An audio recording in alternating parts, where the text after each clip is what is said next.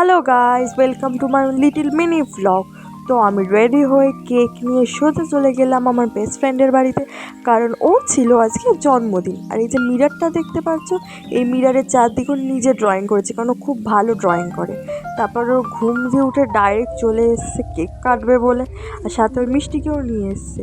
তারপর আমি কেকটাকে রেডি করতে বসে পড়লাম। দেশলাই দিয়ে আমি মোমবাতি ধরাচ্ছিলাম, আর এইগুলো ছিল ম্যাজিক মোমবাতি, যেগুলো লিবালেও লেবে না। বারবার নেবানোর চেষ্টা করছিল, লিপছিল না। তারপর কেক কাটলো, তারপর সবাই কেকগুলো দিল, তারপর নিজে তুলে খেতে শুরু করলো। কেক খাওয়ার পরও সবাইকে জ্ঞান দিচ্ছিল যে ওর হোয়াইট কালার সবচেয়ে বেশি ভালো কেন লাগে। তারপর ওর মা আমাদের খেতে দিয়েছিল মিষ্টি, আর আমি ওদের বাড়িতে কিছু খাবো না ঠিক করেছিলাম, কারণ আমার বাড়িতে ছিল পুজো। তারপরে এই দেখো কিছু খাবো না বলা সত্ত্বেও মিষ্টিগুলো ওরা দুই ভাই বোন আমাকে জোর জার করে টিপে টিপে মিষ্টি খাওয়াচ্ছিল।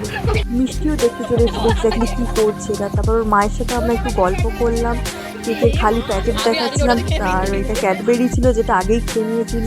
তারপর ফটো তুললাম, তারপর টাটা বাই বাই বলে সোজা বাড়ি চলে এলাম।